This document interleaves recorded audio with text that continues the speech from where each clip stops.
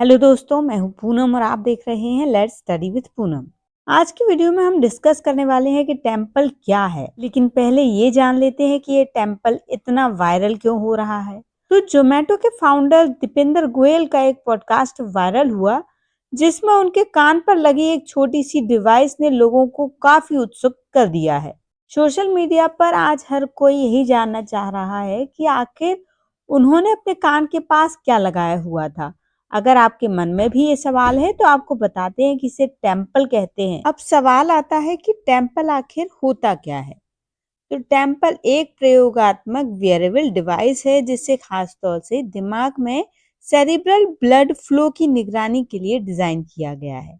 वर्तमान में उपलब्ध स्मार्ट वॉच या रिंग्स आपके दिल की गति और ऑक्सीजन लेवल को माप सकती हैं, लेकिन दिमाग के अंदर क्या चल रहा है यह बताने वाले गैजेट अभी भी विकास के चरण में ही है। टेम्पल इसी कमी को पूरा करने की एक कोशिश है। अब देखते हैं कि ये काम कैसे करता है। तो आमतौर पर दिमाग में ब्लड फ्लो को मापने के लिए अस्पतालों में बड़े बड़े उपकरणों जैसे कि ट्रांसक्रैनियल डॉपलर यानी टीसीडी और नियर इंफ्रारेड स्पेक्ट्रोस्कोपी यानी एनआईआरसी का इस्तेमाल किया जाता है। टेम्पल डिवाइस इन्हीं प्रिंसिपल पर काम करने वाला छोटा सा पोर्टेबल डिवाइस है। ये डिवाइस लाइट बेस्ड सेंसर का इस्तेमाल करती है जो त्वचा के अंदर उसके नीचे आर्टरीज से सिग्नल प्राप्त करते हैं। पारंपरिक मशीनों के विपरीत इसे घंटों या दिनों तक पहना जा सकता है। इससे यह पता चलता है कि काम करते समय, तनाव में, सोते समय दिमाग में ब्लड सर्कुलेशन में कैसे बदलाव आता है। डिवाइस से मिलने वाला रॉ डाटा क्लाउड पर जाता है जहां एल्गोरिदम यह विश्लेषण करते हैं कि आपके फोकस, याददाश्त और मानसिक थकान या ब्लड फ्लो में क्या कनेक्शन है। दीपेंद्र गोयल और उनकी टीम इस डिवाइस के जरिए ग्रेविटी एजिंग हाइपोथेसिस पर शोध कर रहे हैं।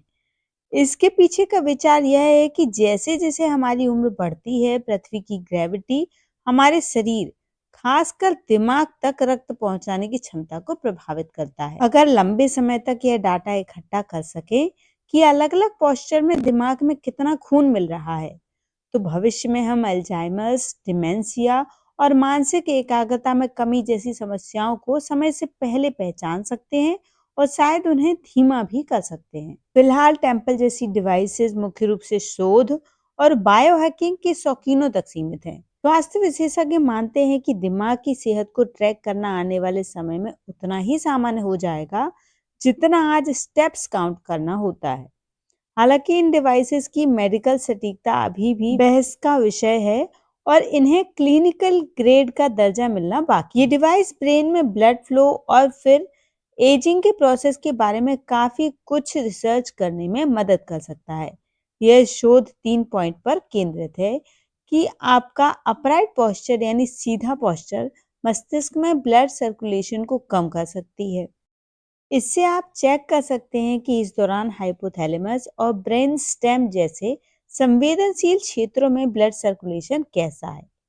ब्लड सर्कुलेशन में बदलाव एजिंग के प्रोसेस को कैसे प्रभावित करता है और इस क्षेत्र में उम्र बढ़ने की समग्र गति को कैसे नियंत्रित कर सकते हैं। इस डाटा को रिकॉर्ड करके शोधकर्ताओं को उम्मीद है कि वे उम्र बढ़ने के साथ हमारे मस्तिष्क के भीतर होने वाली प्रक्रियाओं को बेहतर ढंग से समझ पाएंगे। आज का इन्फॉर्मेशन से भरा हुआ वीडियो आपको कैसा लगा कमेंट करके जरूर बताइए। और यदि चैनल पर नए हैं तो चैनल को लाइक, शेयर और सब्सक्राइब जरूर करिए। मिलते हैं ऐसे ही अगले वीडियो में, तब तक के लिए धन्यवाद।